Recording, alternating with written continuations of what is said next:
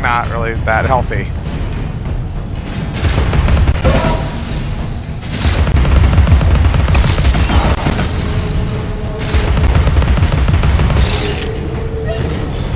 Poof! Come on, I know. There he is. You can see him off to the right over there.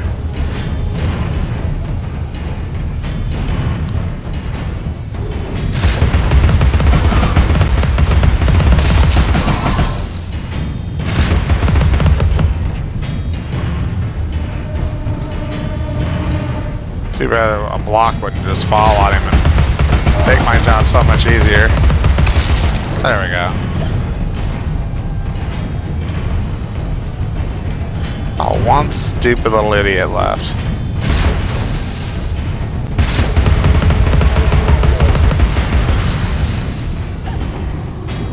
There's always got to be one. It never fails.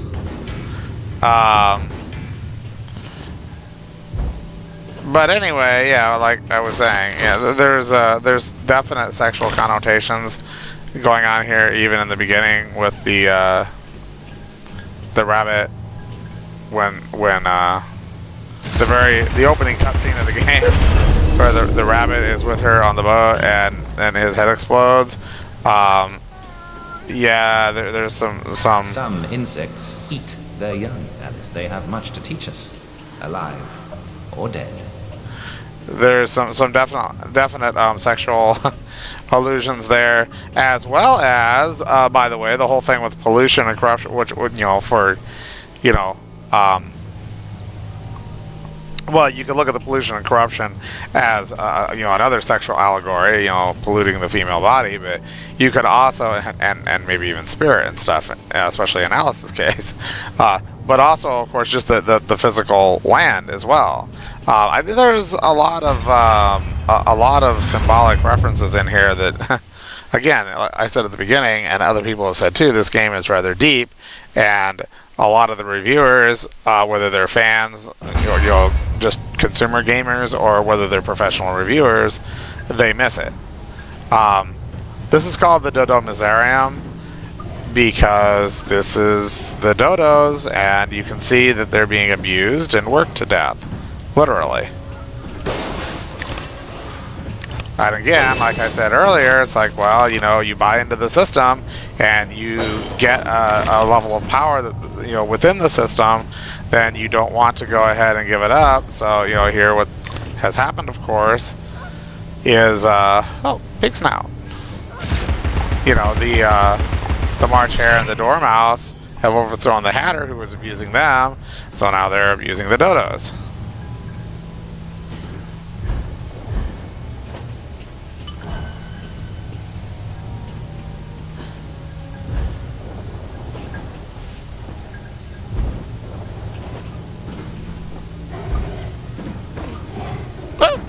That was close.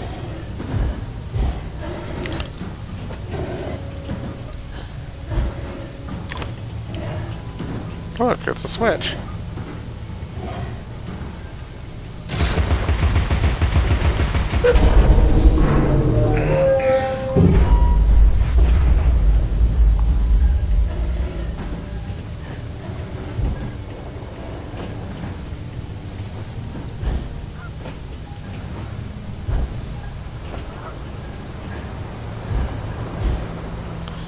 Now, the whole idea here, of course, is that really when you're playing, you should be thinking. You should be asking questions and saying, well, what is progress? And, who is it progress for? And who is actually hurt by,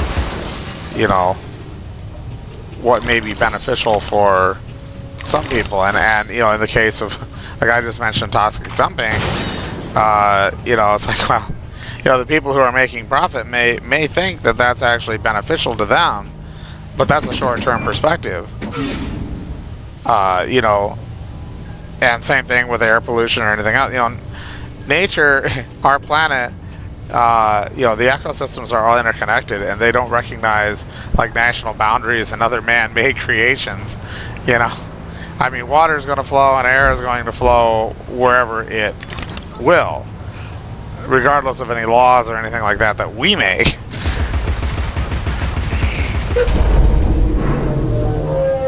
That's why there's actually been reports of air pollution from Asian areas, like especially China, where they found particulate matter from certain types of coal or other materials that are used in China showing up all the way over in North America, because that's exactly what happens. You know, the atmosphere isn't going to just like stop just because of national boundaries. The jet stream flows all over the world. Cover its cage and the canary goes to sleep, Alice. Out like a snuffed candle. Sleeps the sleep of the just. Like Mama and Papa. After 10, they're unconscious. So, that's kind of an important memory. You know, well, it's a little bit important to understand that the night of the fire, obviously, Alice's parents were zonked, you know, because when they go to bed, or actually after a certain time of day, they really pass out pretty much. So that probably was also part of the reason why they did not respond early enough to get out, but there's some other reasons too. Anyway, so now we're finally at the final two parts facing the hare, and this is the checkpoint actually right here. So if I die, even like toward the end, I'll have to come all the way back here, which really stinks. Your dogged persistence will be rewarded with pain. I told you to cease and desist, but my warning goes unheeded. So without regret, you're about to feel like a lobster who's been tossed into the boiling pot.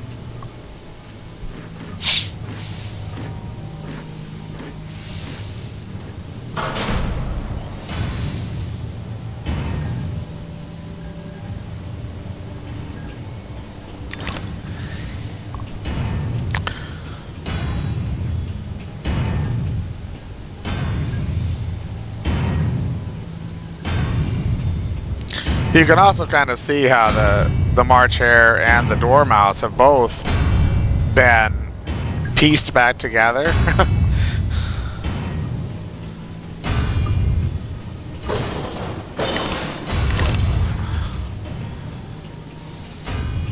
After being dissected in the first game.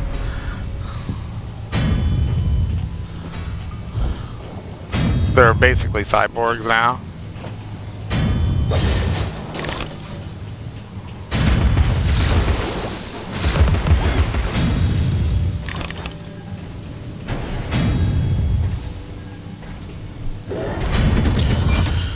Yeah, that part was easy. That's it. I can feel it surging. Faster, my fine feathered friend. Don't stop now. So I mean, you can see the Hatter's legs there, but also notice, you know, when he's saying faster, my fine feathered friends, you know, the other things that are in the gears are dodos.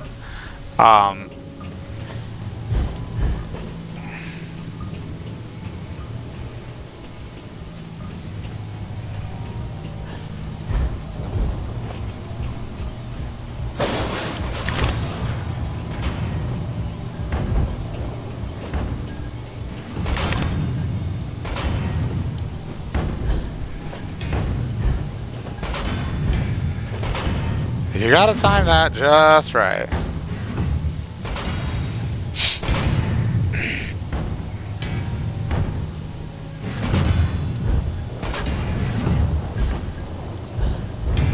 And here's our battle.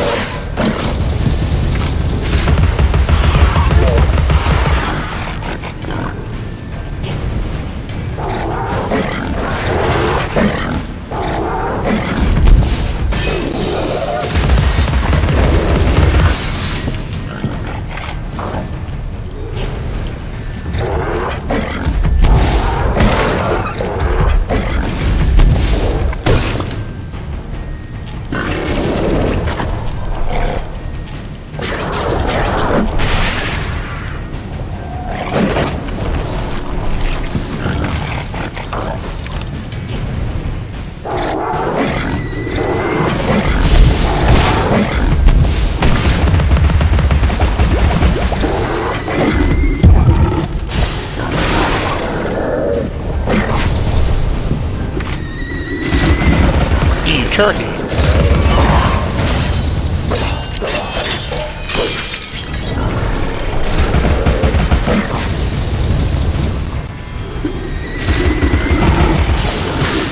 Ah.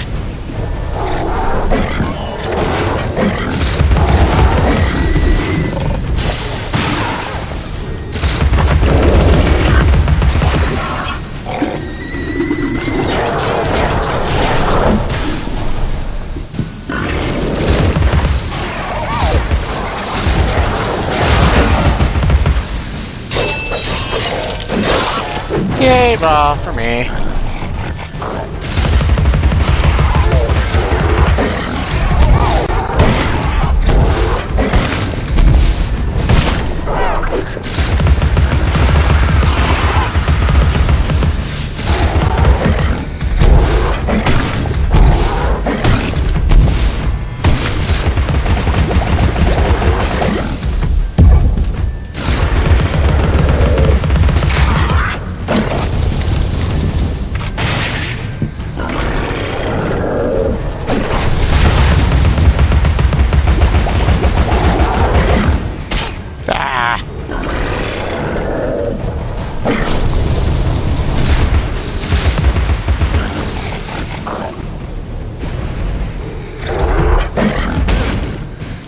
Kind of mistimed that there.